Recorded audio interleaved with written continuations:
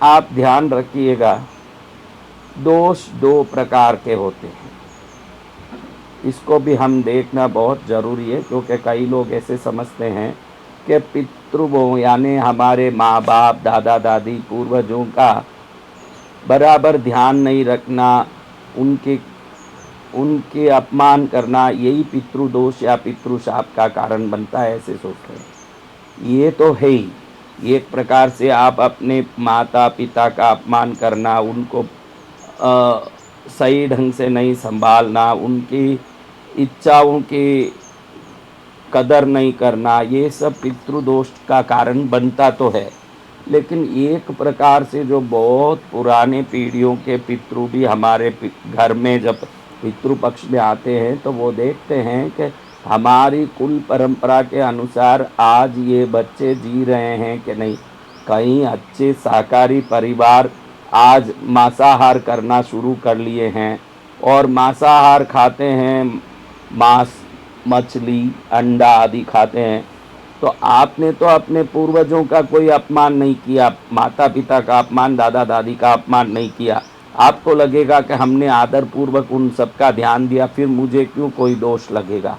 ध्यान रखना, उनके मन में उनके प्रति आपकी श्रद्धा के बारे में अपेक्षा तो है ही, लेकिन उनकी जो कुलचर्या थी, उन्होंने जिस कुल देवता की पूजा की, वो जैसे भोजन शैली रखते थे, वो जैसे लोगों से रीत रिवाज रिश्ता रखते थे, वो आप कर रहे हो कि उसके विपरीत चल रहे हो, ये भी देख के दुखी होते हैं, नाराज होते हैं, परेशान होते हैं।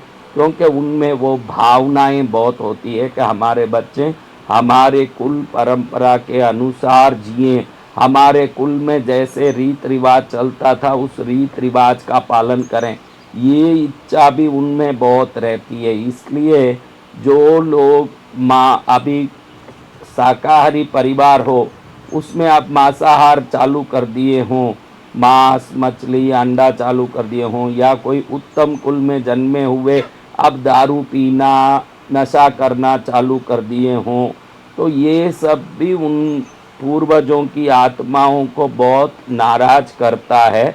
ये मैं आपको समझा रहा हूँ कि ये ज़रूरी नहीं कि डायरेक्ट ही हम अपने माता पिता, दादा दादी का अपमान किए, उनका कदर नहीं किया, उनका ध्यान नहीं दिया, उनके अंतिम काल में उनकी सेवा शुश्रूषा नहीं की, इसी से पितृदोष लगेगा या पूर्वज नाराज होंगे, ऐसा नहीं है।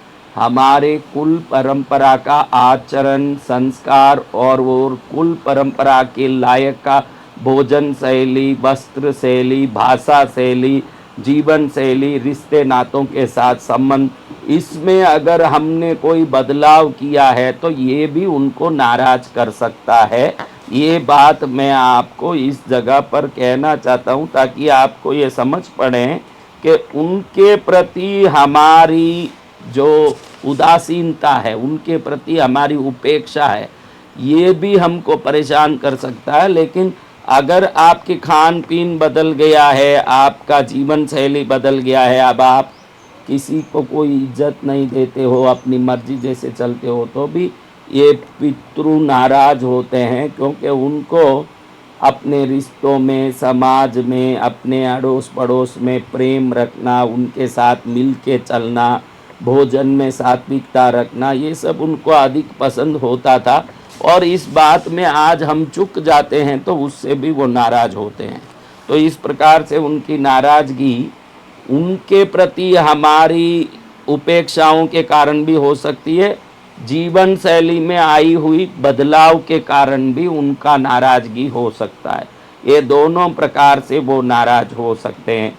ये बातें बीच बीच में इसलिए बता रहा हूँ कि कई लोगों को ये कन्फ्यूज़न होता है कि पूर्वज क्यों नाराज़ होते हैं, हम पर क्यों परेशानी आती है, हमको क्यों दुख आता है, हम इतने परेशान क्यों रहते हैं। ये बातें उनको हर एक व्यक्ति के मन में यूँ सवाल बन के खड़ी हो जाती है। इसलिए मैं कई बार ये बदला के बताता हूँ कि भाई मृत आत्मा, मृत शरीर जहाँ पड़ा हो वहाँ लड़ाई करना, झगड़ा करना, धन के लिए क्लेश करना, या कोई मृत आत्मा पड़े हुए रिश्तेदार मित्र के घर में जाके मजाक मस्ती मनोरंजन करना, ये सब हमको परेशान करने वाला है। उसी प्रकार से अपने माता पिता दादा दादी परिवार का हमने ध्यान नहीं दिया और उनके इच्छा अनुसार कुछ कार्य संपन्न नहीं किया तो वो भी परेशान करने वाला है। इसके अलावा भोजन शैली, पूजा, वस्त्र शैली, भाषा आदि में हमने कोई फ़र्क की वो भी परेशान करने वाला। अगर वो जिस कुल देवता की पूजा जिस क्रम से जिस क्रिया से करते थे आज हमने उसको छोड़ दिया तो उसमें कुल देवता का भी कोप के हम भागी बनते हैं और पितृओं के कोप के भी भागी बनते हैं। इस प्रकार के विभिन्न प्रकार के दोष है जो हमको किसी प्रकार से परेशान करते रहते हैं।